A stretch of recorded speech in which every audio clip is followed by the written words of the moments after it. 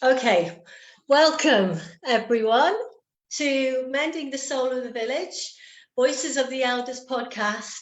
Thank you for bearing with us with the technology. Really welcoming you all here and welcoming in our beautiful guest speaker for today, Pat McGabe.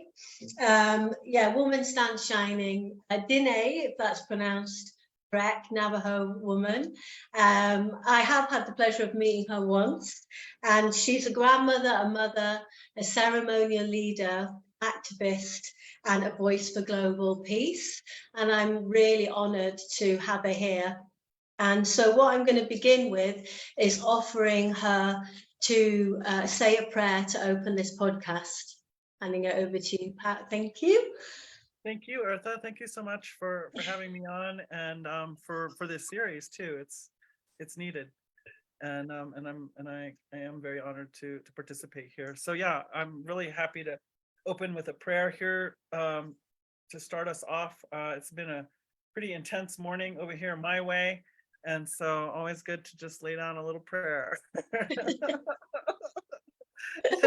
switch gears and touch what's real. So yeah. So maybe we can just take a deep breath together. And one more.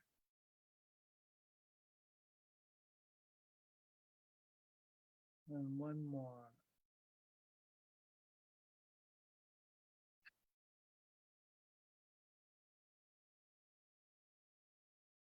Say, Wakanpanka, Tunkachila, Unshimaka, Shema, Shache, holy people all around, it's me. Wayakpa, Najimwi, coming before you on this holy day, Pitukile, reach out to you on this day with my relatives here. And here we are coming together in this modern world way of making circle, of making community, and creating a space to speak and listen and I'm gonna say I call on this space, and I call on myself, and I call on you, Spirit, to come through here and inform here today. You know who's here, you know where this could travel to, and so I just open myself up to you to speak what you would have us all know here today, and in a, that very highest possibility that serves life and light and love. I just ask that you be with my sweet tea today, not feeling well, and my mama and my children. Thinking about them, they're on my mind and my heart this morning, and I just ask for help for each of them in whatever way is good and right, and for each and every one who is here, and all of our loved ones, anyone we know that could use our consideration, sending out our feeling and our heart and our prayer for assistance at this time. Thank you to this Mother Earth for all that you are, for the way that you are holding us, the way that you are informing us, and I invite you also to have a voice here in what takes place today. Let me be your hands and feet, and your eyes, ears, and your mouth here, especially today, and speak what you would have your children know and understand here. And yeah, just ask for clearing of my own self. It's been a very emotional morning for me, and good, but not always easy today. And so I just asked for that clear white golden honey white light to just kind of have a pass through from the crown chakra of each one of us, and down through the center, moving down past the throat, past the chest, past the heart for just a moment, down to the solar plexus, down below the belly button, down to the root chakra, down both feet, out the soles of the feet. And we'll just ask for you to give us that little flush here of that beautiful white, golden, rainbowy, pearly light here for just a moment. And then seal up the bottom of our feet and let that light fill us completely. Thank you, holy light. We close up, all of those openings that you entered and filled us and gave us renewal and bring us into the very very highest possibility to be able to receive, whatever arises here in this time. I'm just grateful for this life. And I'm going to say, I'm doing this so that the people can live. We do this so that the people can live, and we want to live. We want to live with all of our relations in a good way. And so dedicate this time to that intention, and pray that everything that takes place here will benefit all of our relations, flying ones, swimming ones, creepy crawling ones, four-legged ones, stone people, standing nation, all the waters, cosmos. And show us that way to uphold the honor of being human being here on this Mother Earth.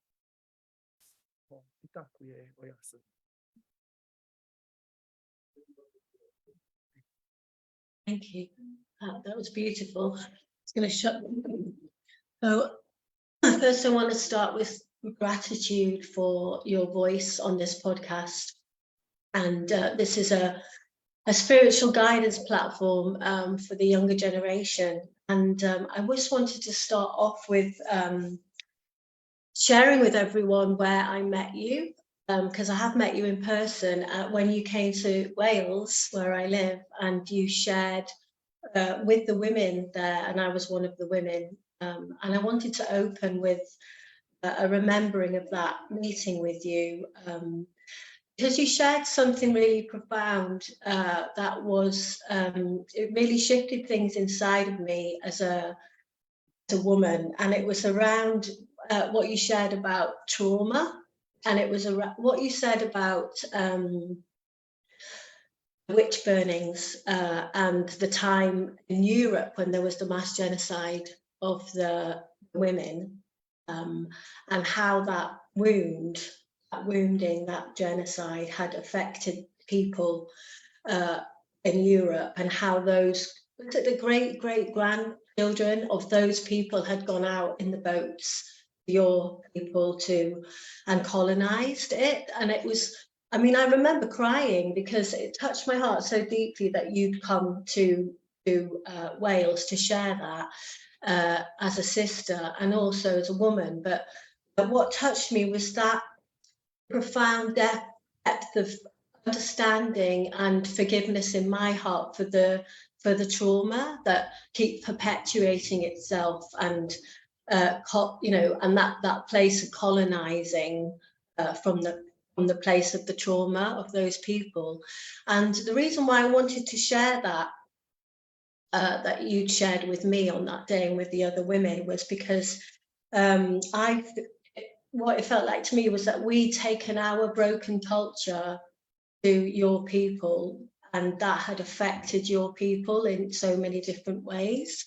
And I feel like this podcast for me is about the voices of the elders, sharing with the younger people from their perspective about what's happening now on the earth, but also for me, from the perspective of trauma and what that really is, and how that affects our ability to be together in a good way. And what I'm seeing now amongst some of the younger generation is what I call the colonization of the sacred, and the seeking and the need for us to have some traditions, but from the place of trauma, we are doing that thing of colonizing and going out with our trauma to try to recover ourselves, but without any understanding. So I just wanted to speak to that as the beginning, if that makes sense to you. So I'm not quite sure what the question is then. So I just wanted you to speak to a little bit about how around the trauma that you about trauma and how that affects us, and our need, how that affected your people, the trauma that we're talking about in the colonizing, because that's what you spoke of when I met you. Right. Yeah. Wow. Okay. Okay, Let's yeah, dive in. Um, so I want to preface that some of that story and the learnings and sort of maybe I think you were referring to what's happening at the moment. yeah, Um, and the all new colonizations that are going on.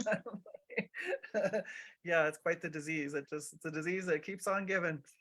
Um, so I was at Findhorn and during the New Story Summit, and that was a gathering of, I don't know, I forget how many people. I think it was like 250 people from all over the planet, many indigenous peoples, people of all walks of life. The idea was that they called it the New Story Summit because they said we're always operating out of some kind of story. The human being is very narrative based, very story based being. We operate out of stories, and so whatever story we're operating out of right now, it's not a very good one. It's leading us to death and a lot of mm, suffering, and therefore maybe if we could get us all together or many of us together, we could begin to determine what would be a good news story to try to be operating out of, or at least what would the elements of it be. And so it was at that gathering, we immediately ran into an issue because there was all these indigenous people there. And so I think from indigenous perspective, the question was, do we really need a new story, or should we go back to the old story? yeah, Or do we just want to go back to an old story? And that's been an ongoing question for me. Um, I think that at this point, I would say that I feel like everybody's in for a little bit of a new story. Even if you had a pretty solid old story, the enactment of it has become, the obstacles to enacting an old story are pretty prevalent, pretty deep, pretty real, and so I think that there are adaptations that are going to have to be made for everybody to move into a new story, just to say. But anyways, so that uh, meeting was pretty chaotic. We kind of had some breakdowns in the middle of it, and it would make sense. And so for me, that's why I so appreciate you opening this with prayer, so that we can dedicate these efforts. Every time, I mean, especially during the pandemic, it was Zoom, Zoom, Zoom. I was like Zooming for hours a day, and podcasts, webinars, summits, everything. And so the only way I could really get through it was to always, set intention and dedicate these gatherings of two or more gathered, right? So, that gathering served a deep purpose, even though, I don't know, maybe some people felt like, wow, we didn't succeed, and I'm going to say, well, we succeeded beautifully. We just didn't know what we were there for. so, um, so in any case, when I was there, during one of the chaotic moments, I went to go sit out in the sand dunes and was praying, and I heard this thing, and what was being said to me was, rather than try to tell a new story from this point forward, you would be better off retelling the old story. And if you go back and retell the old story, you'll automatically change your trajectory into the future. So wow, that's a different kind of logic. That's spirit logic, right? And so when I heard that, I'll say it again, rather than try to tell a new story from this point forward, you'd be better off retelling the old story. And if you go back and retell the old story, you will automatically change your trajectory into the future. mm, So that was that landed in my body real solid. It was like, yes, that whatever that is, that's correct, truth, yes. And I didn't quite know what to do with it. I'm like, okay, mm, and what am I supposed to do with that, right? And um so I didn't have to wait too long to find out, what an application would be, and I started going into some very, very deep and difficult visioning around what took place during the witch hunts in Europe, not long after that meeting, and not long after that insight was given to me. And so in that process of and I was asking myself, why does a Dine woman in what we now call the Southwest of the United States, why do I need to know what happened, or go in, I'm talking gory detail of what took place during the witch hunts, what happened to be when it was like to be accused, to be brought in, to be detained, to be held on trial, and then what happened if you were found guilty, and et cetera. It was all very, very, very, very vivid. And I kind of started losing my mind in it, really, because those visions would just come on. I could be at the grocery store and they would just come on, and I didn't have much choice in it. They were just happening to me. and so, what I learned in there was, you just said, this was the genocide of the women. And I'm going to say yes, for sure. There's no denying that. And it was a little broader than that. There was so many men who were also destroyed. And we don't really talk about that very much. And one of the principal things that I learned in that visioning process was to understand how deeply men's nation had been violated in that process as well. And one of the ways that I'll name that I saw that was, from Indigenous perspective, I'm still learning, and I'm going back into learning. Men's nation has sacred duty, or we could call it an archetypal purpose or possibility to contribute to life, and that is to be a protector and provider for life. And so during those many, hundreds of years of the development of the witch hunts and the way they played out, and they were moving through Europe, that sacred purpose was taken away from the men, and at that time the coercion was so great. You didn't cooperate, then it meant you were a sympathizer, it meant anybody who dissented would be destroyed, right? So what I learned in that process was that, there were men, of course, who were desperate to protect the women.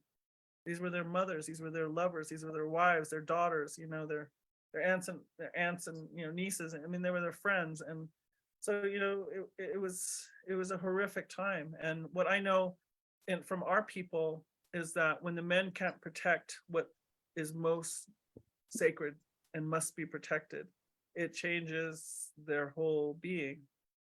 And so what generally happens at that point is they either become perpetuators of violence, or they become impotent in the sense that they forego all agency. And so, that was big news to me. So I know you're talking about between like European and Indigenous culture, but just to talk about it between men's nation and women's nation, between masculine and feminine energetic there, right? And so what I was shown also is what you named here was that it was because they used to make the children watch these atrocities, so that it would be really emblazoned in their somatics, as we would say today, about what kind of power they had and what kind of power they didn't have, and who really had the power and what would happen if you stepped out of line. So it was a very terrorizing assimilation, I'll say, into a very, very brutal mindset. So I call it moving, for Europe, moving the peoples out of the way of the circle and into the way of the power over paradigm, the pyramid. Mm-hmm. So those methodologies were perfected over hundreds of years in Europe. Yeah. And that trauma, it's traumatic to the human being actually to move out of the way of the circle and into that way of the power over paradigm. Or whoever you are, whatever color your skin is, it's traumatic. And so, this trauma had moved through Europe, and eventually, it was those next generations that were set on the ships that were sent out to all parts of the world. And there was a numbness, there was a blankness in those that were on those ships, I'm going to say, that allowed them to commit some of the deepest atrocities that we have any conscious memory of on the planet, right? Mm-hmm. So what I want to say about that trauma, well, I want to go back to what was told to me, about, retelling the old story. So I'm constantly in an inquiry, what does that mean to retell the old story? Well, in that case, what was called for was literally to call, I was told to gather Indigenous women from all parts of the earth and to bring them to Europe and to have them speak into the air. The sound of the vibration of what they were speaking was very important. Because what I was told was that during that time when I was going through such deep suffering with these visions, I was given this definition of healing that I had never heard before. So I'll tell you, I'll say it here, which was that I was told, all disease is a lie, and all healing is the truth. Mm. And so what the healer does is, one, live their life, conduct their life in such a way where they keep the truth present around them. So what do we mean by truth? For me, I'm going to say my definition of truth is moving towards life, life affirming, part of thriving life paradigm, right? And so that's how the healer keeps themselves in their own life, such that when they come and approach a patient, with consent is very important in this whole process, but with consent, they are able to name a truth to the person with the illness that realigns that lie of the disease. And that insight comes because of the way that they live their life in that truth. So it's a natural thing to come upon the patient with the disease or the lie and say, how about we repropose this, right? And so once that happens, they propose a truth in a way to the patient that the patient takes in, that rings true, and the patient is then able to begin to repeat that truth to themselves with the same impact. And when that happens, then that vibration of the lie begins to vibrate at vibration of truth. And when that happens, that's what we call healing. Wow. Yeah. I never heard such a thing before, but it makes total sense, right? So in this case, what they said was, so one way we can address what took place, and they called what took place during the witch hunts an archetypal wounding of humanity. And so what I interpret that to mean, archetypal wounding of humanity, is it was when we came upon a fork in the road, and we took the fork that set off a domino effect of so many other difficulties for us, right? Yeah. That's my interpretation of those words. Those were the words that Spirit said. This is an archetypal wounding of humanity, and they identified it. I didn't identify it. And with what took place during the so-called witch hunts in Europe. And so I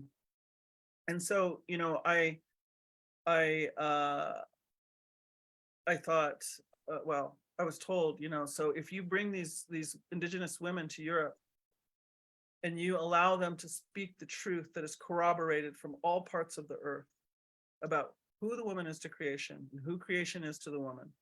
So these are the kinds of counsel or stories that you would give to the young women during her initiation, to orient her to what it means to be a human being and what it means to be a human being of her people. Like, this is our role. This is our job on the planet. This is how we do it. And we're passing that knowledge on to you.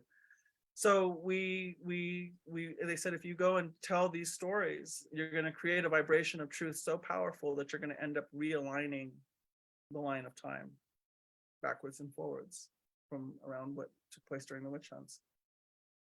So that's what we did. We went to England and Spain and France and Italy and Germany and conducted what we called the human reunion ceremonies. And we can't ever really say what the results of ceremony are. We're not really in a way supposed to, because that's kind of dangerous territory. But I will say that after we did these ceremonies, what I witnessed happen was the Me Too movement arose. And that was a really unusual thing, because I'm not saying it's perfect. Like most everything these days, it gets hijacked for all kinds of purposes.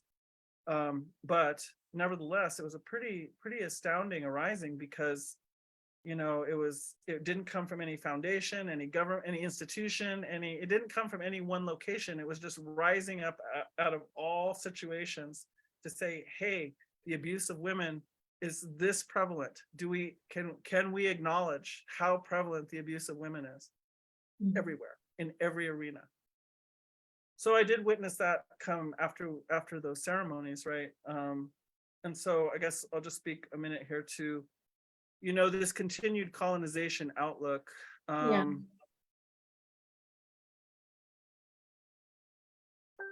So that's the thing, is when we're in trauma, and this is why addiction is so prevalent and related to trauma, is we're constantly trying to find relief from trauma.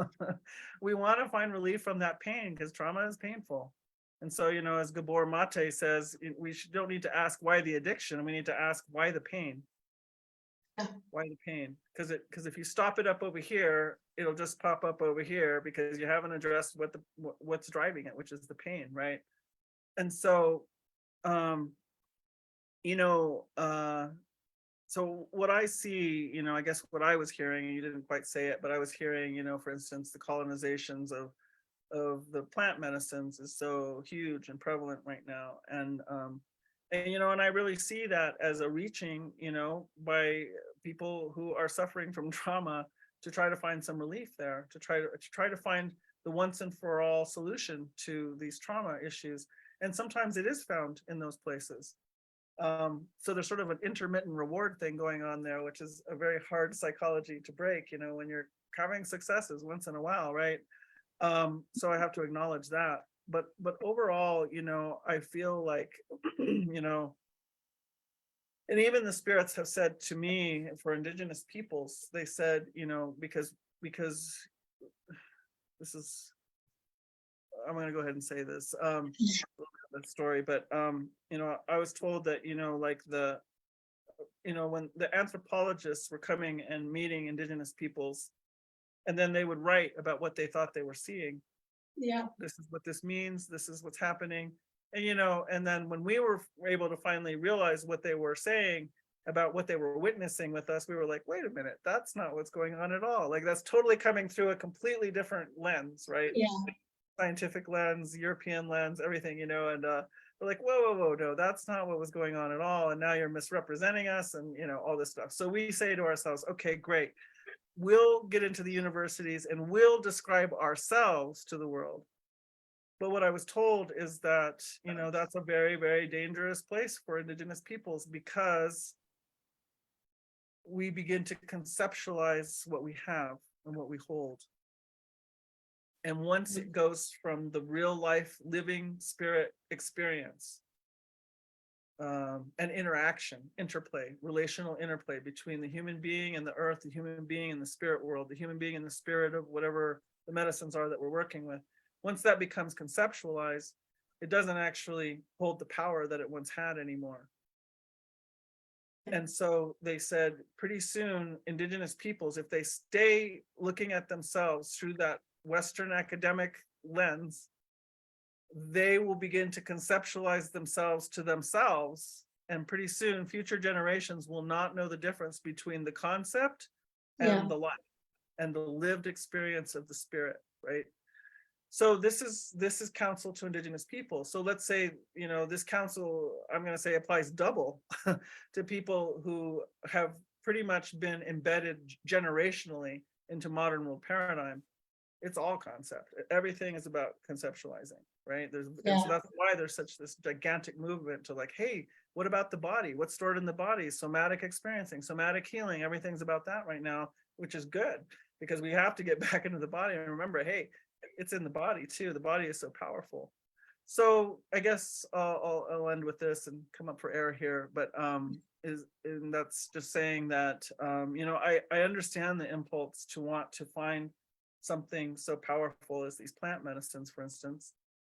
And we I'm kind of schizophrenic. I mean, I put myself in the Indigenous world and the modern world paradigm world. So I'll say we in modern world paradigm, I don't think we can fully understand, outside of the context, what is really going on with a lot of these medicines that are now being removed and traveling to all different places. My sense is that, in the Lakota spiritual way of life, we say we pray with our own juices. We don't ingest anything that changes our perception, right? And it's so powerful. It's so powerful to live the visions that you receive without that kind of medicine, And so I feel like that is just such like PhD level ceremony. So if you haven't even gone to kindergarten and grade school and high school, and you're like going right up to PhD level ceremony with some of these plant medicines, I just don't know how it's going to work out. We need so much more context, and we also need so much more healing. And even being able to be the fish that can see it's in water, being able to see how deeply we are embedded in concept versus experience. So maybe I'll stop there for a moment. Yeah. Well, I mean, that's so much in what you said, and the reason everything you've spoken is why I wanted to start this podcast. Because there's so much in it, isn't there? And it's like, what I feel about what you're saying is this as an elder, there's so much happening on the earth right now, so much chaos and need for healing. And in my own practice I have a practice as a healer.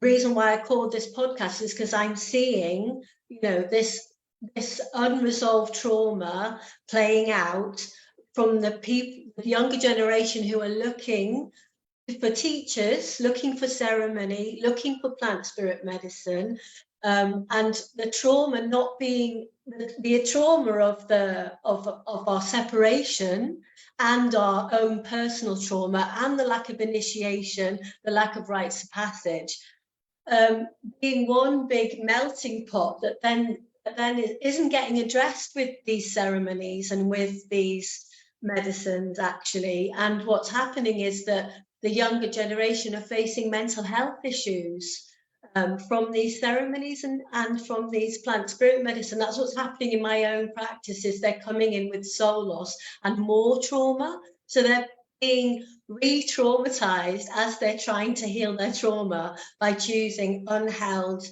ceremonies. And also when I talked about, the colonization of the sacred, that need in them to heal the trauma, but because of the distortion of separation, going out to, say, the Amazon and then bringing the medicines back and colonize. Yeah, it's another form of colonizing and changing the ways of those people in the Amazon. And so, yeah, that's why I opened with this, the thing about trauma, because I feel like, what are we saying to our young people as they're trying to heal their trauma? How do they choose the ceremonies? And you just said, the potency of what you just said, praying with our own juices. It's like everything in that, what you just said. It's like, that's how the young people keep themselves safe. That's how they choose ceremonies. They're praying from their own juices, not from anything else. And that's what I've come back to in myself. And that's what I'm telling the younger generation who come to me for healing. So yeah, I just wanted to speak to what I see is trauma generating more trauma, is how do we then, the other thing that goes on for me is there's no integration of these experiences. And I don't know, somebody spoke to me the other day saying that when they're giving the plant spirit medicines out, they don't understand integration because they don't have to integrate the experiences because they're already a village. So they have the integration by being the village, which brings me back to what you said about the sacred hoop and the lack of the village and the lack of the belonging and the lack of understanding that the hoop's broken as another level of trauma that's playing out. And so, yeah, that's why I wanted to open with the trauma. So I feel like, what would you say, Pat, directly to the younger generation who are choosing to try to heal themselves with ceremony and with plant spirit medicine in terms of how to navigate their own spiritual awakenings? As the earth changes and evolves and we go through this change, what are we saying to them to help them to navigate this changing times and this spiritual awakening and to find the ceremonies that have meaning for them?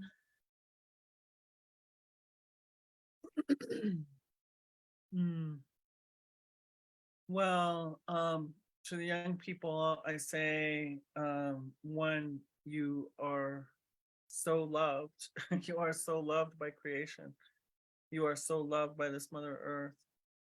You are so loved by the water and the light and the earth and the air. And even though, I always say I so admire young people because even in my generation, we could have been, or maybe we should have been thinking about some of the things that are arising now, but that wasn't really out and about in the conversation as it is now, about climate change and sustainability and global warming and et cetera.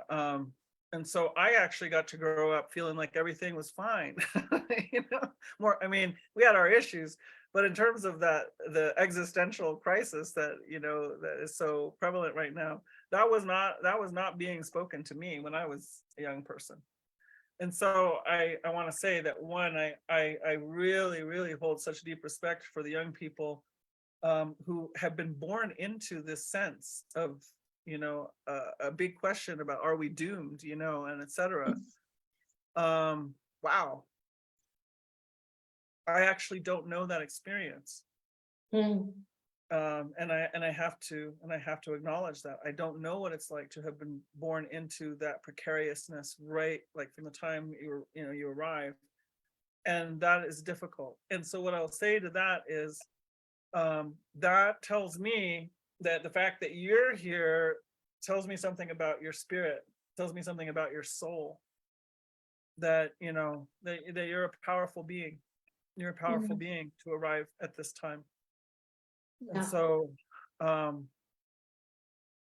the modern world paradigm, the power over paradigm briefly is what I say is, it's the paradigm where you must have power over another in order to have what you need.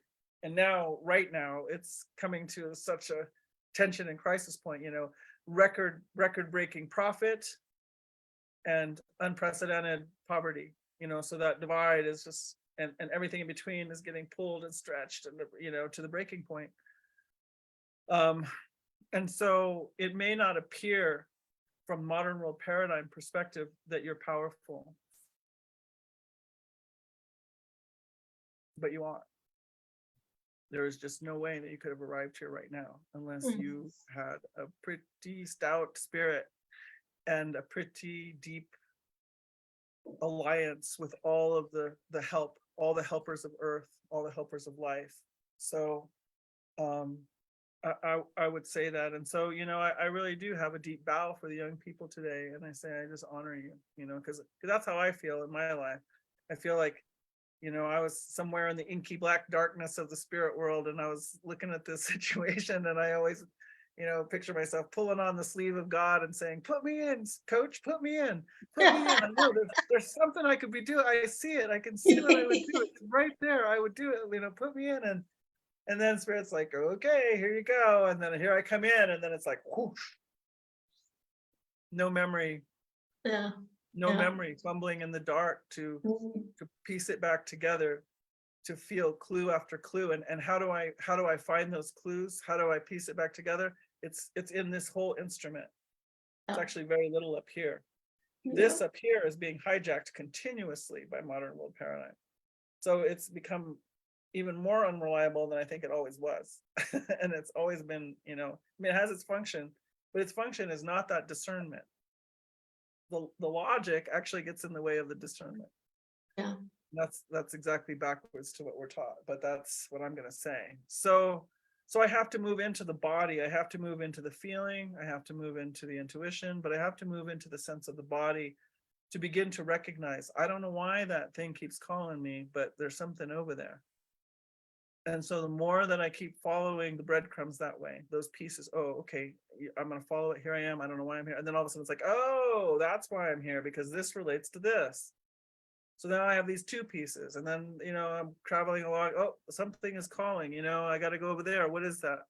And so little by little, the mosaic begins to form into something that of a map, I'll say, or a vision that I can actually follow and enact, right? So that's what can happen. Now, in this modern world paradigm, we're so under the gun to try to have food, clothing, and shelter, that spaciousness that is sort of needed to be able to develop that kind of discernment, that kind of sensing through this whole very sensitive instrument that's designed for just that, to put the pieces back together and bring memory back into what was I thinking I could do here again, and I feel really blessed because it's taken time. And as I look back on my life, I realize every single thing that happened, even though I felt like it was pretty rough coming up, like life and death at several places in it. And somehow I managed to get through it and I'm still alive. But as I look back, I'm like, wow, that was the perfect school for me to be able to live the purpose that I'm living now. And I will say that I feel very blessed to feel like I'm someone who is full on living their purpose. Full on living my purpose. I mean, I don't meet too many people who say that, but I want to say it out loud. I want to be like, yeah, that's right. That can happen. Now, my purpose is ever unfolding, and I happen to be in a juncture right now of kind of disintegration and remaking. So I'm a little bit like, you know, I mean, it happens to the best of us. Happens to me too. It's happening to me right now. You know, that's the other thing. You know, is I think we kind of because we love these graphs that go like this, right? We always want them to be going up and straight. You know, steady progress and in a vector that's continuous improvement and continuous gain and continuous happiness and you know, we just never want never ending, you know, prosperous bliss is basically what we're, but that's not actually seemingly how this life works. It's about the spiral. And so one thing that has been coming to me lately is to think about how you know, we actually can live, and I think it's more now than maybe at other times. But it's also the way the paradigm was described to us. You know, there's this linear way of you go to school, you go to more school, you go to college, you get your job, you hopefully invent something really cool and get really rich. But if not, you just plod along, you get to retirement, and then you kind of just fizzle out. That's the trajectory, right? But actually, I think we're more designed, and I think especially now as Earth is changing, we're actually going to die and be reborn many times in a lifetime. And so that can be, if no one's ever said that, if you haven't been prepared for such a possibility, instead we think that first death or that second death is just like abject failure. I'm a failure as a human being. I'm being rejected by this life. It's too hard, etc. And I'm going to say no. There is such a deep process. You know, I had a chance to work with an elder named Orland Bishop. Maybe some of you have heard of him. If not, I would definitely look him up. Orland Bishop. But he said to me once, he said, let it all go. Give it all away until there is nothing. Spirit, start at the very beginning with nothing again and grow from there. You know, start with nothing. Spirit does it all the time, he said. Spirit does it all the time. So there's this possibility of having these disintegrations, and I'm going to say that those are natural. It's not about outward circumstances. I think it has everything to do with the purpose and path that was given to our soul. I feel like Spirit has said to me, okay, now do this, get on this track. And you're just like, go. And then Spirit's like, okay, good, fine, thank you. Now we're going to go this way, And so that little, like going from here to going to there, that's where that disintegration happens. Because Spirit's like, that was great, you did great. It doesn't, but if I look outwardly at modern world, it's telling me, wow, you're having a nervous breakdown. You lost all your money. Failure. It's like, no. It's like time to continue on that path of soul purpose, which is leading in another direction, calling on a different set of capacities that reside in me somewhere, and that are also being met, I'm going to say, by cosmic energies and input that are activating things that were previously unavailable to me. So once that part begins to be activated, and that's without any, you could be maybe going, I don't know. It seems like that's going to happen to some degree, no matter what you're engaged in, whether you're in deep spiritual meditation practice or whether you're, plodding along somewhere and just trying to make ends meet. That information is coming, and things are being activated in all of us. So I lay that groundwork to start with, to say, hey, what if that was the picture versus the success story of modern world paradigm that we're supposed to be fitting into. So where to look, I want to say that, with any time anytime we ingest mind-altering substance, there's a part of us that vacates. We Yep. actually kind of get taken into something else, and that leaves a part of us vacant. Yeah. So when we're very deep, abject, clearly not prayer, substance use, if we're heading into alcoholism, for instance, every time we go into a blackout drunk, I was told, you're hanging a vacancy on your body. You're hanging a vacancy sign on your body saying, over here, there's nobody home. It's free for the taking. Yeah. And things will come to take you up on that. They will, sure, they will definitely come, and they'll take a spot in here, and then you slowly start making your way back from wherever the heck you were. Now you got more than you thought, than you knew to contend with inside of yourself. Yeah. So that's what they say about like alcoholic use. Yeah. But I'm going to say it's also present in any kind of mind-altering substance use, whether it's prayerful or not. And this is why the container is really important, and that's why it's also really important to understand who you're praying with. Yeah. Because there are people who will take advantage of that vacancy also, and they have methodologies to do that. And so you have to be mindful. I hear about young people flying into Quito or wherever, and just kind of looking around, and somebody comes up because they can recognize you a mile away and say, hey, how would you feel about going to a ceremony? And away you go. Yes. I mean, that happens a lot, right? So, absolutely. And I've even been around elders who really thought that might be a good methodology, and I've had to help some elders be able to come back out of the madness that ended up ensuing for not attending very well to that aspect. So I think it's just important to name that's what you're signing up for. Yeah. So given that that's what's gonna happen, who do you want to be with? Who has the knowledge to hold such a space? What are their intentions? All of that becomes very important, very important. Yeah.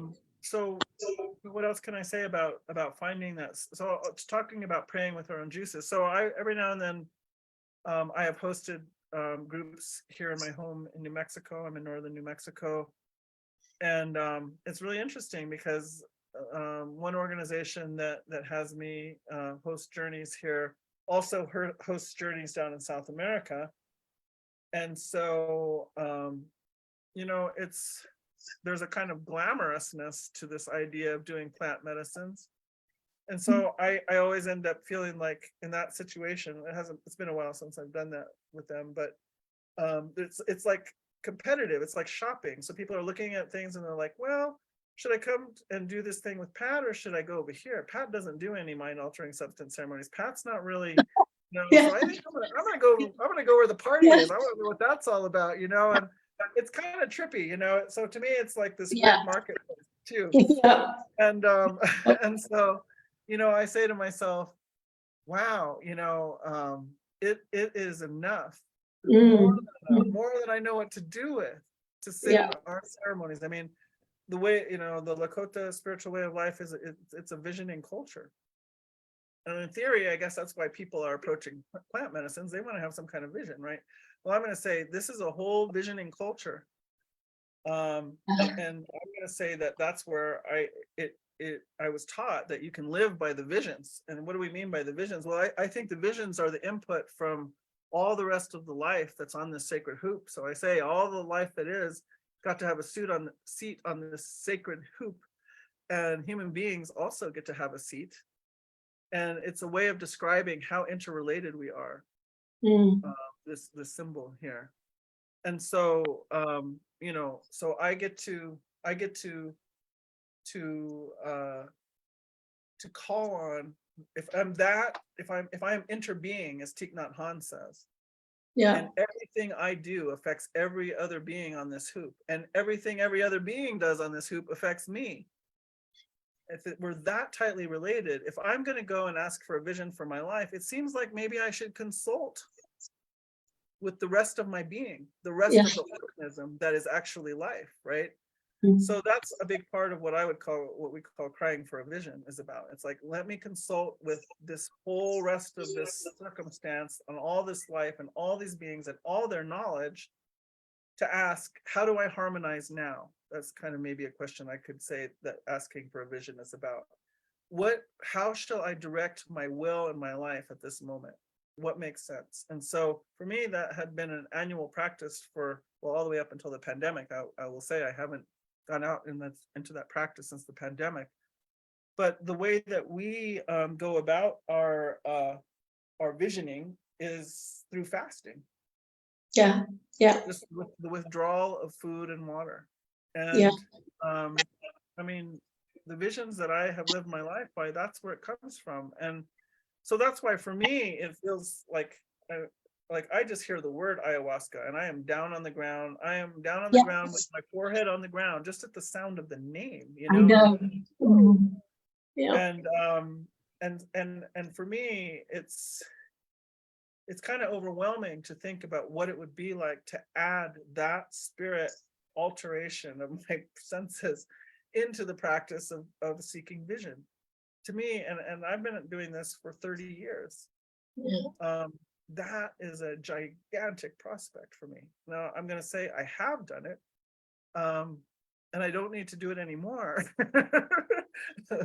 And I did it with the people on the the banks of the Amazon. It was like, that was why I did it, because it was the right circumstances with the right people and everything. But yeah, it's a gigantic prospect, and I don't know that I, having had that experience, even though I have some experience with integrating and putting vision into my life's walk, making it practical, so to speak, I don't know that I knew how to integrate everything that came from that. And so, this question about integration is huge. It's massive. Yeah. So I'll stop there for the moment. But no, actually, since you asked me to talk to the young people, there's one of the couple things I wanted to say that I always say, which is one, you've got to want your life. Yes. You've got to want your life. And I mean, you got to want it like this. You got to want it. And I've been saying that to young people for a while. Whatever it is that makes you want your life like that, that's the thing to be following. And so I'm usually talking to school kids, and I tell them, it might be in school, but it might not be in school. That's not the criteria. The criteria is if it grabs your heart and your spirit and you say, yes, I want my life. And so we went through the pandemic, and I know many young people have been suffering since, having to go through the pandemic. Everybody suffered, but young people in particular, we came out of that, and there's been so much more mental health issues among youth. So we got a taste of what it means for the importance of wanting your life.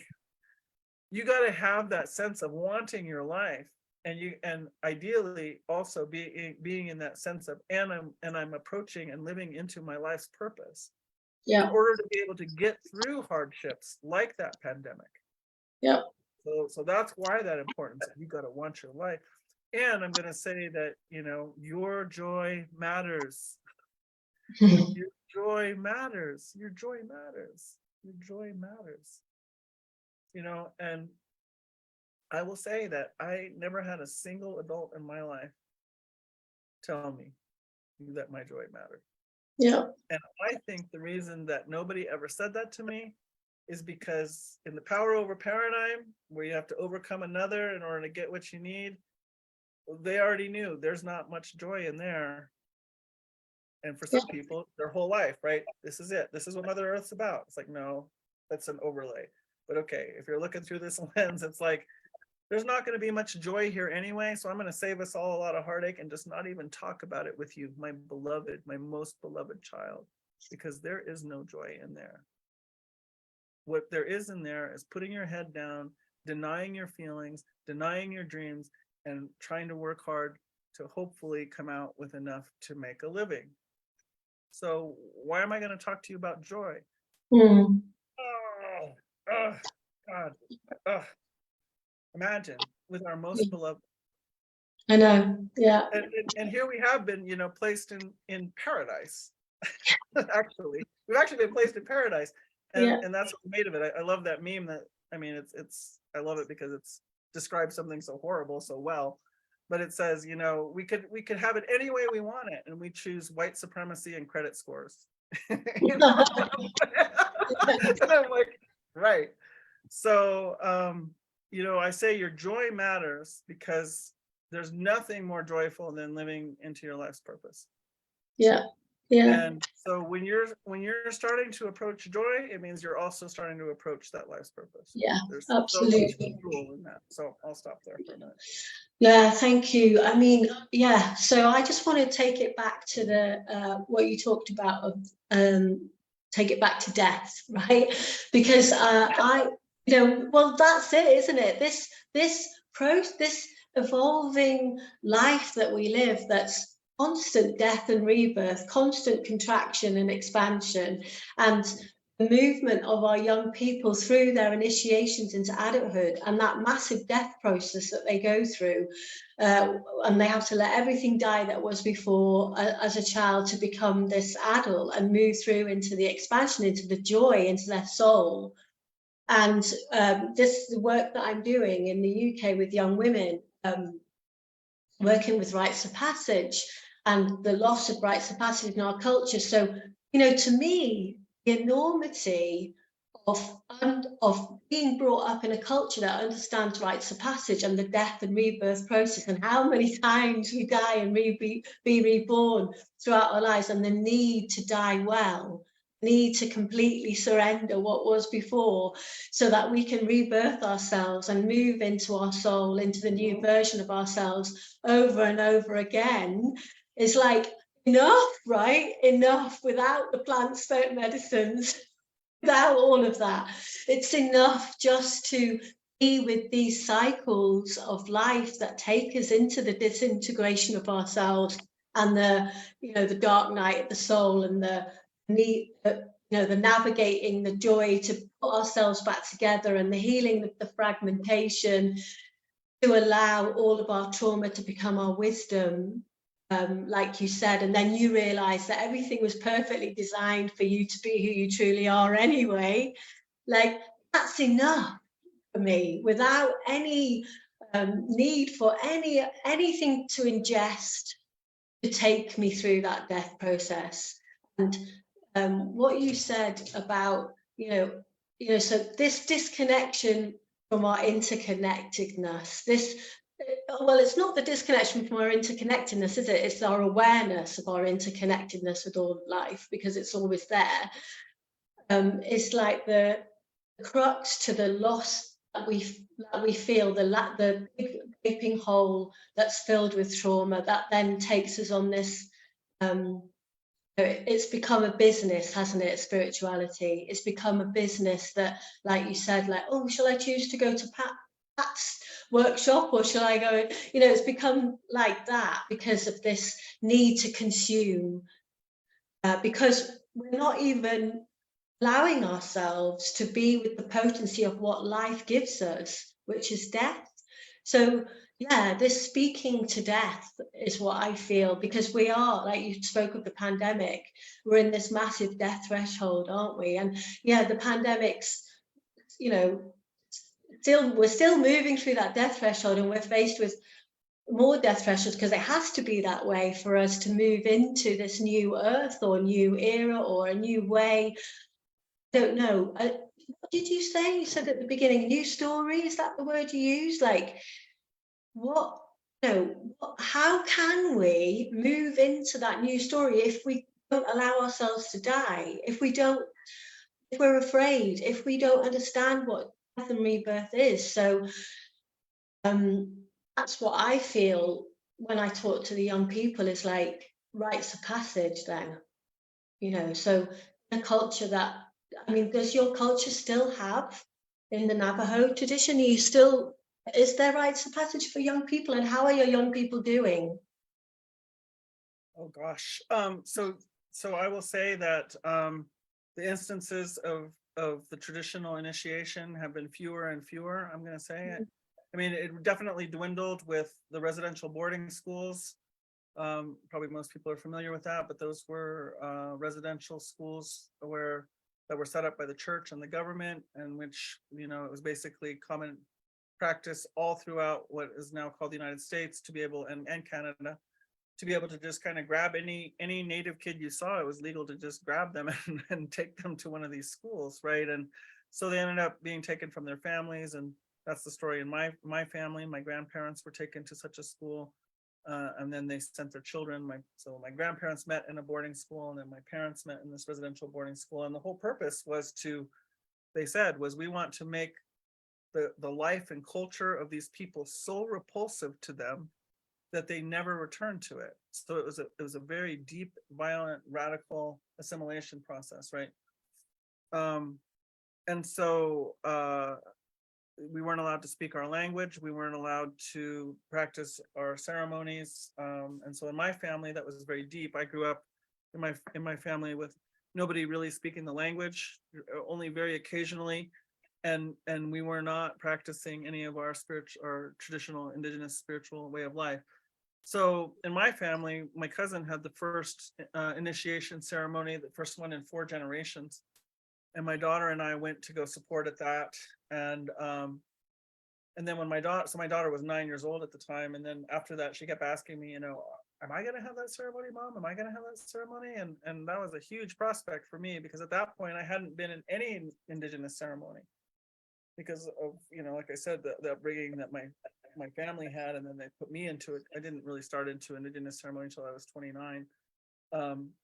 And so, I ended up saying yes to her, but it was a huge prospect. So my daughter, some of you might know Lila June. Yeah. If not, look her up, Lyla. Well, she's amazing. I totally look her up. Yeah, I got some pictures of her over here.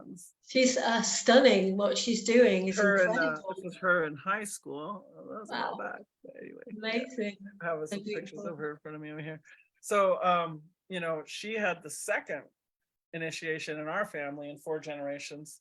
And then, my clan grandfather was saying that the young men's initiation ceremonies were even fewer and farther between. So that was a huge cultural interruption for us that really played out with having these ceremonies. So I'm going to say they are still happening, but they're pretty few. And I was just on a call earlier today of people who are working in what we're calling land back, which is land being returned back to Indigenous stewardship in one form or another. And there were all these women on the call who are participating in that, and I'm one of them who's involved in such a thing. But this woman, one of the chief, she's a woman, and she was saying that it's hard to try to bring the young people back into a place where they can be initiated because they're on their screens all the time. They're being presented with everything that everybody's being presented with in schools. So they start arguing with the logic and the science, the traditional earth-based science versus Western education science. And so it's getting harder and harder for them, again, to come out of concept, as it is for the rest of the world. I mean, I spend my life trying to translate this living spiritual world to the world that is dominated by conceptualization. And it's a hard translation to make. And, over and over again, I keep finding, you think you know what I'm talking about, and then you start talking, and I listen, and I'm like, I haven't succeeded in getting it across well enough. Okay. It's a very hard translation to make. And so, a lot of our young people we have probably some of the worst statistics of all populations in what we now call the United States around many things, suicide and education loss, and all the stress factors that you see in a deeply traumatized community. And at the same time, for instance, there were a group of young people who turned to my tribal government. Now, tribal governments were set up by the United States for each of these peoples, but they were primarily set up to be a mechanism for negotiation. And so who they set up in these governments were people that they knew who would give them the answer they wanted. When they said, hey, can we take your land? And they would say, sure, if you give me this and that and the other thing. So So that has been the history of tribal governments. Some of them have sort of reclaimed their own autonomy and are actually working for the indigenous peoples, but many of them are kind of partners with corporations and US government. So that's kind of a microcosm that not everybody in the world might know. So all this is to say that our young people turned to our tribal government, this group of young people, and said, hey, we no longer consider you our leaders or our elders, which was a very radical statement, because you are selling us out to extraction, to fracking, to uranium, to coal, everything. And if you keep doing that, you're going to make our land so toxic that we can no longer live there. And when that happens, we will cease to be Dine, they said. Totally wise. Yeah. And they said, so we can't follow you. If we follow you, it's the end of us as Dine people. So therefore, what we are going to do instead, we are going to turn to our original teachers, our original elders, which are our 4 sacred mountains. We're going to go back to them. We're going to make pilgrimage to them. And we're going to ask them, how is it that we continue to go forward to be Dine people? And so the way they did this was they started our origin point where our creatrix appeared on Earth, and they walked to the easternmost. That was the first of the 4 sacred mountains. And it was like a 300-mile walk or something. I mean, it was a big walk. Wow. The reason that they did that was because they said, because my people were, at one point in the mid-1800s, we were told that any male member of our people had to turn themselves in or could be captured or killed.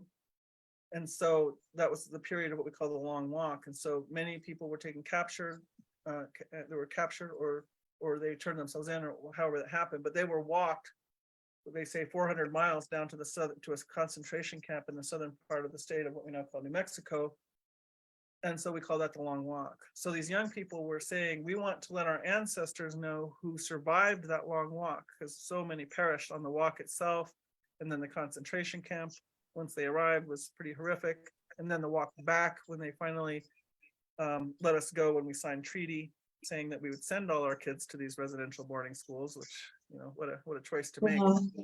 But anyways, so these young people were saying, you had the determination and perseverance to survive that walk. And that's why we're here today. And so we want you to know that we still have that strength and that determination and that perseverance. And so we're going to walk. So that's why they did this walk.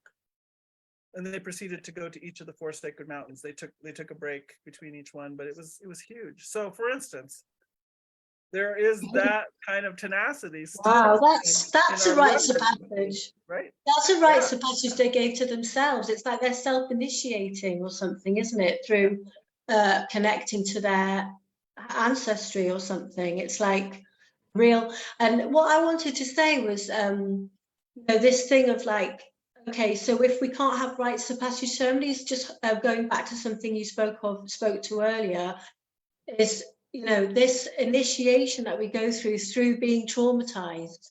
And that's what I'm talking about when I talk about integration.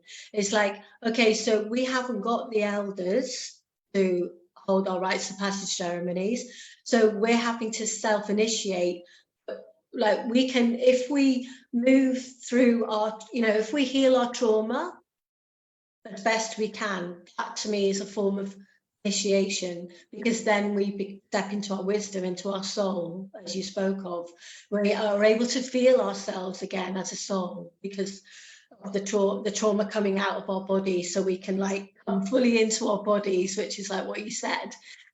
So when what you just spoke of those young people initiating themselves, by saying, like refusing to have those elders and going with the mountain, it kind of feels like, that to me is like integration in a way. So what I'm seeing in my community, as we're trying to reclaim our village and our community in West Wales, we've been working together with the young people for a long time to recover our own rites of passage and self-initiate, so we can hold our young people. So women have been recovering themselves on the inner through the trauma of not being initiated and our own personal initiation, so we can then give to our young people. And so what I'm feeling is like what I spoke towards of integration. It's like what's happening in these ceremonies, and not just plant spirit medicine, but unheld ceremonies, and it's that there's no integration because the trauma is just being brought up and then left because there's no integration. So what I feel is, okay, so we have to come back to our own personal initiation and do what the work, like what you said, is that bring through that trauma into our soul, so we can feel ourselves and move forward. And it feels like those young people were doing that by being with the mountain. We're like moving through some generational trauma or something to. Yeah, I think that's a possibility. I mean, I wasn't with them on the walk. My daughter joined them at a certain point, so I can't really say for sure. But what I would say, you know, as you were talking, and because you told me that there's many young women who have been joining these sessions, you know, another part of that initiation is just not just is acknowledging our moon time. And I think when I was with you in Wales, I was talking about the women. I probably went into great detail about what that's all about. Did. But I'll say a couple of words about it here, which is just to say that, you know, the way it was described to me is that's a very powerful time. Anytime a human being is spilling blood, they're close to the spirit world. And that particular kind of spilling blood is life affirming. It's not about wound. It's not about injury. It's not about death. It's life affirming blood. So that's a very unique way for a human being to spill blood in life affirmation. I was told that at that time we're disassembling the sacred altar of life, which is, you know, very different from how modern world paradigm holds that monthly ceremony. And in which, you know, modern world paradigm says, you know, it's dirty. We don't want to know anything about it. You got to hide it. We don't want any evidence of it at all. And furthermore, we want you to act like it's not happening. You must carry on business as usual, or else, you know, like there's no excuses. That's not an excuse for changing anything about the program, you know. And so, and yeah, you know, when I think about my perfect design for thriving life, I say, you know, my biology gives me a lot of clues about my perfect design for thriving life. And so what I think is, you know, it's pretty astounding that if women all live together in community, what happens? They all start cycling together. I mean, what is that saying to us? That is saying something very big to us. That's a very big clue for us. So, you know, I had been told that at one time, all the women on their moon time slept in the same lodge or same teepee. That they all slept with their heads to the center, and that they had communal dreams. And these communal dreams were big guidance for the whole community. And so the elder women would come in and sort of harvest the dreams, and they would take it back and they would hold it with medicine men, perhaps, and also men's leadership. And together, in an integrated way, they would use this information to determine, you know, what's the next move that's in the best interest and that will bless the community with health and life and prosperity, right?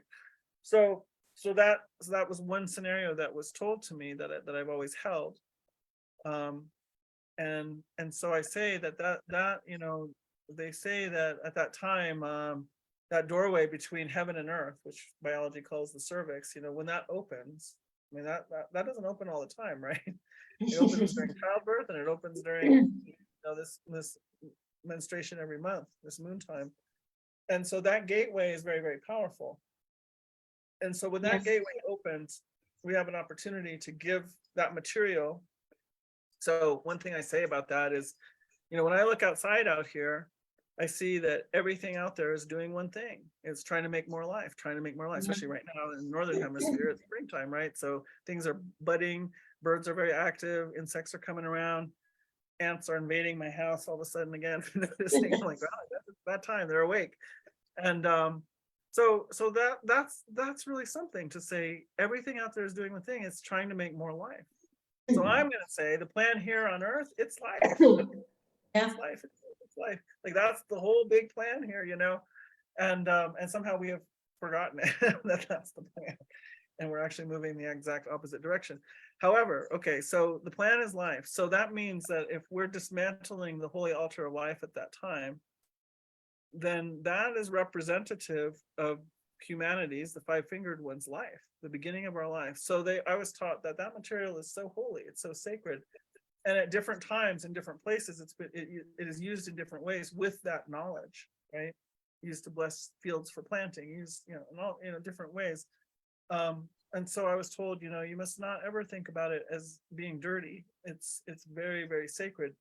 And then the fact that we can make that offering to this Mother Earth at that time. So that's an offering of life on behalf of the five-fingered ones, not just the women, and definitely not the women against the men, but on behalf of the whole community, on behalf of our part of the hoop, not the whole hoop, just a part of the hoop. So we can make that contribution as Women's Nation, right? And then when we're there and we're making that offering, because that cervix is open, we also can draw in a very particular way from this Mother Earth. And so there's this really powerful exchange of life going on between us and this Mother Earth. And what my experience is that when we stop and really acknowledge and say to this Mother Earth, you know, I make this offering. Now, whether it's literally, which is ideal to be able to literally offer the blood to the Mother Earth, but even if it's energetic, if you're not in a position to do that and you're just sitting on the earth, but to stop activity, to bring it all back in, you know, at that time, we do move introspectively, and to go ahead and go with that movement and go inward, come into that introspection and let the Mother Earth know, I make this offering to you on behalf of the five-fingered ones. It's our life. And I make that to you. And I reach out to you, Holy Mother Earth. And I ask for your guidance and direction, for your instruction. And it doesn't take much more than that for people. I mean, talk about praying with your own juices. I mean, the visions come. The visions really come at that point. And you know, that has been a big guiding factor in my life, and not anymore, obviously, but for 7 years, I got to practice my moon time in consciousness and in ceremony. What a gift. What a gift. And to the young women, I say, you know, for you to spend time in conscious awareness of this possibility and this intention and this exchange, if you will. I mean, that's making it a little transactional, but there is this dynamic of you know, us giving and also receiving at that time. You know, we can receive visions for our own life, but we can also receive visions for our family and even for the community. And the thing about those visions is that they often don't come, you know, all in bullet points and linear thought process. So sometimes it takes a little work or meditation or being with it to understand. Oftentimes very simple words will come, but there's so much energy and knowledge that the words don't actually convey. The words are almost just like, it's like looking at a spice jar that says cinnamon, you know, and so cinnamon, that word cinnamon isn't the cinnamon, but the cinnamon's in there, right? And so it's like these words are just markers for that whole feeling that you had when you were in the vision and in your moon time, and you carry that feeling out and begin to understand how to apply it in this life. But oftentimes, because women don't come out of that moon lodge way with these big, I do, because that's my thing, is I somehow am able to take the vision and put it into words, right? Like that's, but not everybody has that capacity. That's a medicine that I guess I was given in some way. But so oftentimes women will come out and they'll feel like their words are way too simple. But what I will say is, you know, choose who you're going to say them to if you're not in a ceremonial context.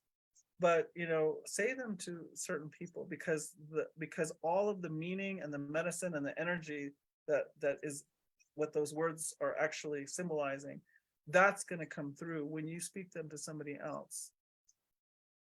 To Men's Nation, I've been saying, you know, because they keep asking, what should I be doing? What could I be doing? How can I support the women? And I say, you know, we need to be able to receive this non-linear transmission. And it's oftentimes not quick and it's not linear. And because women have been shut down for not being quick and linear so much, it can come out very hesitatingly. So what the men, I think, can do best is to make space for that to happen, as much space as the woman needs to be able to try to express herself. And then if it's not understood, you can maybe gently try to ask, could you say that again? And maybe in a different way so that I can try to understand what your meaning is. So this is what I'm saying, in order to be able to allow that feminine, non-linear medicine to come back among us, we have to change our pace. We have to change our expectation of the forms in which that communication is going to come to us. And that's something that we can help each other do between Men's Nation and Women's Nation and the spectrum in between. So anyways, stop there. Wow, yeah, no, I do remember you talking about this time that you shared in the Moon Lodge together and how synchronized you all became. Yeah, it's incredible. And that again, that comes back to the what we've been given as human beings on this earth, is enough for us to play with our own juices, as you say.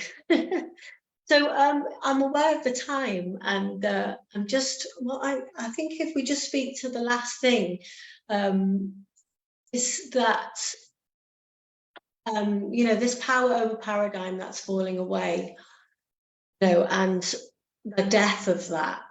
And if we're speaking to these young people who, like you said, have been brought up into a generation that can be seen as hopeless, and this feeling that there's nothing for them in the future.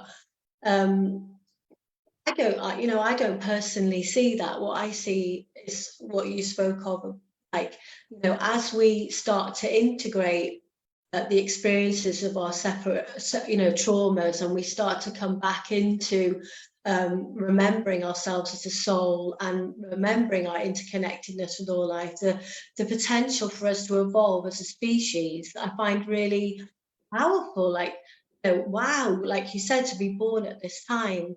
And what I want to speak to, I think of at the end, is something I sat with two other grandmothers when my youngest daughter was 2. So it was about 10 years ago, so I was probably in my late 30s. I sat with a grandmother, Rita Longus to Holy Dance, who was one of the grandmothers, so 13 Indigenous grandmothers, and she was amazing, and Grandmother Maria Alice.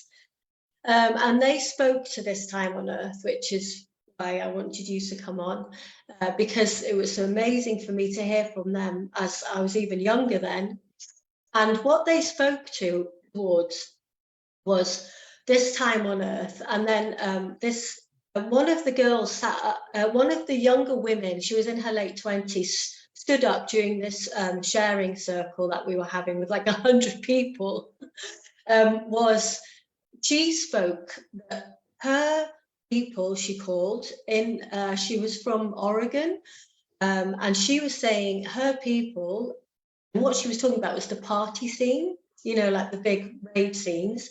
She was saying her people are dancing together as one tribe, and how beautiful it is, and how they were serving each other ayahuasca in the parties because they were opening their hearts to each other. And she was beautiful, and she was, a lot of wisdom there. She spoke towards how she saw this time on Earth of them coming together, but using these medicines. And what I saw was Grandmother Maria Alice, who is the grandmother from Brazil, who serves medicine in Mapia in Brazil.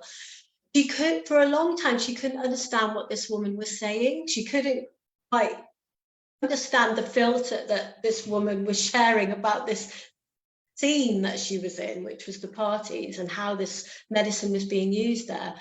And what she said to me has stayed with me since then, was that she said, no, when eventually, after a lot of people tried to translate it for her, Maria Alice finally, she got what the girl was saying. She said, no, not like this. It can turn inside out. It can turn inside out. And then Grandmother Rita Longus to Holy Dance said, yes, this is more white man's games, because I was told by my grandparents to keep my mouth shut and my ears open, because they would come once again with untruths to colonize our sacred traditions or something. She said like that. And the reason why I want to say that is because what I see is this chaos at this time, the death of the old paradigm, and the trying to birth the new by, moving through our spiritual awakening that's happening from the death of the old paradigm, and this turning inside out. And how do we hold space for this? What do you feel is how do we hold space for the birthing of this new way if we're doulaing it, and to maybe it needs to turn inside out. I don't know, maybe on the great big plan it needs to turn inside out. I'm not trying to judge or criticize anything here. Maybe what we need is a great big old turning inside out. But if we're going to speak towards that, like, for these young people who, because the other thing I wanted to say, Pat, was that in the UK, I don't know if you know what ecstasy is or MDMA, but the party drug is now being laced with ayahuasca. So they're mixing party drugs with the sacred, which is something, as I've got an 18-year-old and a nearly 15-year-old, that's quite a terrifying prospect for me as a mother, that's what's there for them if they want to go into that party scene. So what I feel to speak towards is this great possible turning inside out, and how, if we're doing ourselves into a new story, speak towards that. How do we hold that space? As I'm in my menopause, as the older women, becoming elders, I am elder, towards that. How do we hold that space as those women to doula these young people, or doula ourselves through these times? That's a big question, I know. Yeah, it is. So I want to just say a couple words about this scene you're describing. Oh gosh. I call it party is prayer. I'm like, watch out for the party is prayer, friends. Personally, it may need to be turned inside out, but personally, I hope we get to avoid that part, because it can get rough enough when it's all going straight, and it's still a lot to ask of a human being and a human spirit embodied. And so and also I want to say I had this experience at I was at Boomfest. I was invited to present at Boomfest in Portugal, and which it's not my favorite thing when I get called on to speak at festivals, because I feel like I'm giving medicine talks in the presence of I'm not sure what all, like, I mean, the idea is we can do all different kinds of mind altering substances, and but I was objecting to it, and then I was asking Spirit, I got invited to do this thing, should I do it? And Spirit was like, you get off your high horse and you go where the people are. And I was like, well, okay, I'm on my way, I'm going, but it's tricky, it's hard for me to do it in that circumstance. But anyway, so I was speaking at Boomfest, and the young people were like, oh, Auntie, you're gonna dance? And I'm like, yeah, I want to dance.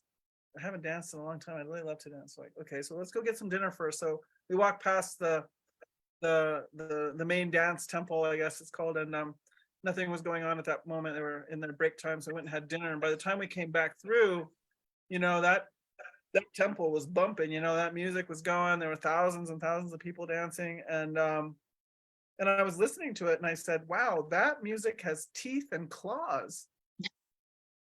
Like it was dark and violent sounding, and the young people were like, well, come on in, Auntie, let's dance. And I was like, can't do it. I can't do it. And I had this flash of, I give a lot of talks about consent. And I was thinking to myself, that music is calling together all of this human energy and all of this human spirit. And by consenting, by dancing, you're saying, yay, I'm into it. Yes, I say yes, and so consent can come in all different forms. It's getting trickier and trickier the way we're being lured into different kinds of consent, I would say. And consent is necessary to act on us. So that's also true about taking these plant medicines. and especially these hybridized ones, you're saying yes to something, but do you really understand what you're giving consent to? But our consent is very powerful. In theory, if we don't give our consent, if something comes across and acts on us anyway, that's a spiritual violation, and an accounting must come due. So it's very important to keep track of your consent at all times. And we're really indoctrinated to not pay any attention to it, even though it is one of our most powerful gifts we're given as a being, as an individual expression of the whole, let's say. So anyways, I said to myself, these people are giving consent to whatever this dark, violent thing is, the spirit of this music. They're saying yes to it. And they're often on mind-altering substance. So they also got this big vacancy sign on their back. And things are coming to work through this human being. And I just had this sense of, wow, there is an enormous amount of human energy being gathered, and it's being used for something. But do we know what it's being used for? I didn't know what it was being used for, but I didn't think it was being used for anything for our benefit. Yeah. Anything for life, light, and love. It was a hijack. It was a hijack of thousands of people at once through music and substance all at the same time. So, youngsters, watch out. Yeah. Watch out in those circumstances. I don't think you understand how you're being used all the time. That's what I saw. And I was like, no, sorry, kids, I gotta go home now. I'm gonna go home now and go to bed. So, because I don't want to consent to this. So as elders,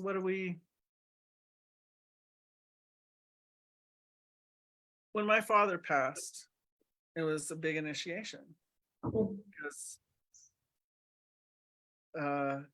he held it down in certain ways for the whole family, right? And so when he died, it was like looking around going, who's gonna be the elder? And I was like, oh no, wait. It's me. It's me. Uh-oh. So one, and to the young people I say this, go talk to the elders while you have a chance, because they leave.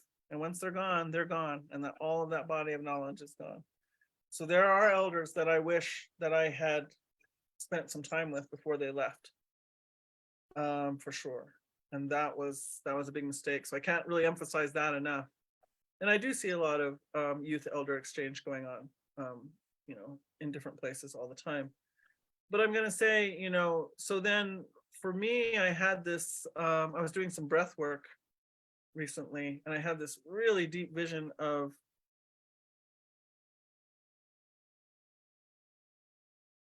I was like, I've sat in the old ceremonies that were run by traditional people who were not conceptualizing, who were not in it for money, who had no glamour in mind at all.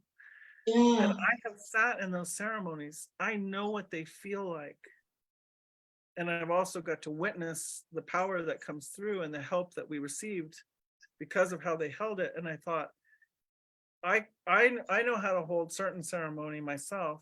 I can't hold all the ceremonies that I've been a part of. That wasn't my role, but I know how they're supposed to feel. And I might end up being one of the few people in many places that I find myself who have any idea what that was. Yeah. Don't know anymore. So I'm going to say that, as elders, we hold different parts, even of the feeling, even if we don't have the technical knowledge. And that is really valuable. When I talk about, I say I'm shepherding a vision, and it means that I had the vision and I'm trying to enact it maybe. It doesn't mean like I'm the authority, like you got to go ask Pat, and in some ways that's respectful. But the main thing is I know how it's supposed to feel. And so that feeling sense is really important. And so I think that's one thing that really came to me is, as an elder, you can always speak for how to create the circumstances where that feeling has an opportunity to come to us. So for instance, those of us who have had some of those kinds of experiences, you spent some time with the 13 Indigenous grandmothers or different elders, it's our place to begin to convey and to try to insert and help hold those kinds of spaces where that kind of energy and medicine can come through. So that's one thing I've been thinking about. But also, often what I say to young people is, you came here to change it all, because Mm, it all has to change. mm, And you obviously are here. I think you came here to change it all. So notice that my job is that you still need mentors, you still need guidance. yeah, And at the same time, I'm trying to give mentorship and guidance to somebody who came here to change it all. Uh, yes, and so, have a little pity and mercy on me as an elder that yeah, way, because we're navigating that particular flip, you yeah, know. And then I guess the last thing I'll say is, the elder again, I'll bring up Orland Bishop, what he talks about is, he says the future is already here, it's all around us. yeah, But we don't have the mechanisms. He says we don't have the grammar to perceive it. Yeah. So that's a big part of what we're doing, is we're opening up into new capacities to be able to perceive a kind of grammar, a kind of structure, a kind of way that things are communicated in a new way, to be able to perceive the new that is already arriving. And so, yeah, I think for us to be able to keep holding that in mind, and so we're that tension place between remembering yeah, how it has been, and then also saying, I can love you as a mentor here, and you're here to change it all, and you're gonna probably be able to learn this grammar faster than I am, whatever's coming. But let me help hold us between these two things, and so that's kind of how I see my role. Gosh, I really, oh my gosh, I hadn't ever thought of it like that, but I totally feel what you're saying. It's like, when I'm with the young people, when I do the rites of passage work, they're so wise, aren't they? And it's like they are already holding what's coming, aren't they? Like you said, they're born for these times, so they've already got it within them. And it's like, yeah, we need to help with the remembering, like even with me, because that's what I see it as. It's like someone has to hold that space. It's like when a forest is cut down, nobody remembers that forest, because it's generations, isn't it? The first generation will remember that forest being there, then another generation to be born and they've heard the story of the forest, but they don't remember seeing the forest, and then another generation is born and all they've ever seen is a field where the forest was, and they don't really know much about the forest, and then another generation is born and they're like, what, is there just a field, like what, so it's like this, we're losing it with each generation. So yeah, holding that space of remembering, and but allowing the new generation to show us with their eyes in a way what's coming. That's so beautiful. So yeah, I'm just really honoring that place. And Yeah. And I think, my big thing, so I as I was being disintegrated this last week, I'm like, no, I was really suffering with what was going on before. I'm still like, no, not disintegration, still resistant, and yeah, so I end up saying, because what I realized for me was, my bottom line mantra was, well, if I can't be loved, at least I can be of service. The spirit kept asking me over and over again, what are you in it for, really? What are you in it for, really? And I'd give an answer, and then spirit be like, okay. And then a little while later, spirit be like, but what are you in it for, really? So they kept dropping deeper, deeper. And that's probably not even the bottom line yet. But that was a big bottom line that I came to, if I can't be loved, at least I can be of service. And so it wasn't sustainable. And I was burning out. And even though I felt like I was doing a lot of good in the world, maybe, my own experience of my own life, me and my own skin, was really suffering. Of course it was, because I wasn't letting love in. I was like, I can't be loved, I guess, So then I had to acknowledge, I don't see how that could possibly be true. That cannot be true. So that means it's not that you can't be loved. It means you won't be loved and you're holding it out. And that's a whole different scenario, right? So now this year has been a lot about bringing it in. I took care of my mom through the whole pandemic. I was locked down in a suburban Albuquerque, which is a medium-sized city, not my favorite place to be. And I really got kind of injured in that process. I mean, I don't know what else there was to do. It was kind of what was called for. But I'm still recovering from that. And so I feel like huge loss. You've lost so much ground. I mean, that's one way my mind is thinking. you've lost this. I didn't do ceremony in those 3 years, which is unheard of for me because I couldn't be around other people. And I don't know, it was just like so many people, it was just such a weird liminal space, And so, I've been depressed about it at times and beating myself up about it sometimes. But what I realize is the movement is always the same, no matter where you are and no matter what you have to work with and what the circumstances are. The movement is always, for me, to just turn back to spirit and say, okay, what now? Given this, given whatever all this is doing, what now? I still offer myself up in service, and I have to be included in it. And there has to, help me to be, because spirit has been saying, I never said you had to do this without love. That was all you. I've never said you had to do it the way you're doing it. Yeah, that's all you. That's on you. But if you want to do it differently, let's talk, because I'm all about you being able to do it with lots of love and care and abundance. And, I still want you to fulfill your purpose, but you could do it that way too. You don't have to do it in that way. So right now I'm doing a lot of belief work around how do I believe the work gets done? Because the way that I have believed, the only way it could get done involves a lot of duress and stress and strain and too much effort. And and spirit keeps telling me, well, if you want to do it that way, okay, but I'm telling you, that's not the only way it can be done. So I guess I'm saying this elder to elder now, because I'm saying, I think it's really important and powerful and a good example to be a little bit public about our disintegration and rebirth. Yeah. So that young people can understand, hey, it's happening to me too. It's happening to women in Stand Shining, and I have to go through it, and I have to experience the vulnerability, and I have to experience the not knowing, and I, so what does that look like as I'm doing that? So I've been speaking about it some, Wow. Yeah, totally. They really need to hear that. I speak a lot about my own disintegration, a lot too. And the death I've had to face in my life, and I totally get what you're saying. So I just think we should leave it there. There's so much in everything that you say.